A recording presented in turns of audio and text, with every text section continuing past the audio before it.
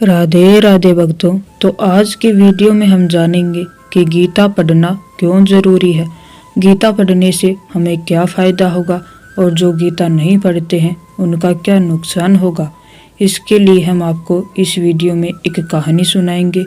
यह कहानी भगवान विष्णु और लक्ष्मी जी के संवाद के बीच है। सो आप इस कहानी को पूरा सुनिएगा। इस कहानी को सुनने के बाद आपको समझ आ जाएगा कि गीता पढ़ना क्यों जरूरी है। श्री भगवान बोले, सुंदरी सुनो, मैं गीता में अपनी स्थिति का वर्णन करता हूँ। क्रमशः 5 अध्याय को तुम 5 मुख जानो, 10 अध्यायों को 10 भुजाएं समझो तथा 1 अध्याय को उदर और 2 अध्यायों को दोनों चरण कमल जानो। इस प्रकार यह 18 अध्यायों की वांगमयी ईश्वरीय मूर्ति ही समझनी चाहिए। यह ज्ञान मात्र से ही महान पातकों का नाश करने वाली है।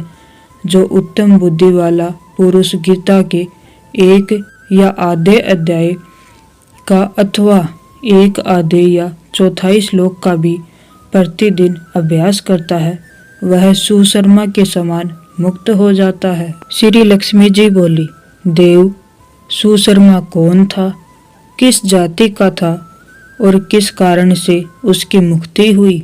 श्री भगवान बोले, प्रिय सुशर्मा बड़ी खोटी बुद्धि का मनुष्य था। पापियों का तो वह शिरोमणि ही था। उसका जन्म वैदिक ज्ञान से सुनने और कुकर्ता कर्म करने वाले ब्राह्मणों के कुल में हुआ था। वह न ध्यान करता था, न जप, न होम करता था, न अतिथियों का सत्कार। वह लंपट होने के कारण सदा विषयों के सेवन में ही लगा रहता था। हल जोतता और पत्ते बेचकर जीविका चलाता था। उसे मदिरा पीने का व्यसन था तथा वह मांस भी खाया करता था। इस प्रकार उसने अपने जीवन का दीर्घकाल व्यतीत कर दिया। एक दिन मूढ़ बुद्धि सुशर्मा पत्ते लाने के लिए किसी ऋषि की वाटिका में घूम रहा था। इसी बीच में काल रूपधारी काले सांप ने उसे डस लिया तो सुशर्मा की मृत्यु हो गई। तदंतर वह अनेक नरकों में जा वहां की यातनाएं भोगकर मृत्यु लोक में लौट आया और वहां बोझ ढोने वाला बैल हुआ। उस समय किसी पंगु ने अपने जीवन को आराम से व्यतीत करने के लिए उसे खरीद लिया। बैल ने अपनी पीठ पर पंगु का भार ढोते हुए बड़े कष्ट से 7-8 वर्ष बिताए। एक दिन पंगु ने किसी ऊंचे स्थान पर बहुत देर तक बड़ी तेजी के साथ उस बैल को घुमाया। इससे वह थक कर बड़े वेग से पृथ्वी पर गिरा और मूर्छित हो गया। उस समय वहां कुतूहलवश आकृष्ट हो बहुत से लोग एकत्रित हो गए। उस जन समुदाय में किसी पुण्यात्मा व्यक्ति ने उस बैल का कल्याण करने के लिए उसे अपना पुण्य दान दिया। तत्पश्चात कुछ दूसरे लोगों ने भी अपने अपने पुण्यों को याद करके उन्हें उसके लिए दान किया। उस भीड़ में एक वेश्या भी खड़ी थी। उसे अपने पुण्य का पता नहीं था, तो भी उसने लोगों को देखी उस बैल के लिए कुछ त्याग किया। तदंतर यमराज के दूत उस मरे हुए प्राणी को पहले यमपुरी में ले गए। वहां यह विचार कर कि वह वेश्या के दिए हुए पुण्य से पुण्यवान हो गया है, उसे छोड़ दिया गया। फिर वह भूलोक में आकर उत्तम कुल और शील वाले ब्राह्मणों के घर में उत्पन्न हुआ। उस समय भी उसे अपने पूर्व जन्म की बातों का स्मरण बना रहा। बहुत दिनों के बाद अपने अज्ञान को दूर करने वाले कल्याण तत्व का जिज्ञासु होकर वह उस वेश्या के पास गया और उसके दान की बात बतलाते हुए उसने पूछा, तुमने कौन सा पुण्य दान किया था? वेश्या ने उत्तर दिया, वह पिंजरे में बैठा हुआ तोता प्रतिदिन कुछ पढ़ता है, उससे मेरा अंतःकरण पवित्र हो गया है।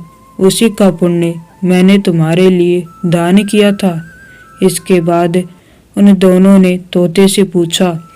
तब उस तोते ने अपने पूर्व जन्म की स्मरण करके प्राचीन इतिहास कहना आरंभ किया। वह तोता बोला, पूर्व जन्म में मैं विद्वान होकर भी विद्वता के अभिमान से मोहित रहता था।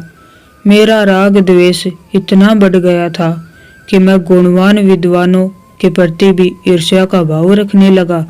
फिर समय अनुसार मेरी मृत्यु हो गई और मैं घृणित लोकों में भटकता रहा। उसके बाद इस लोक में आया।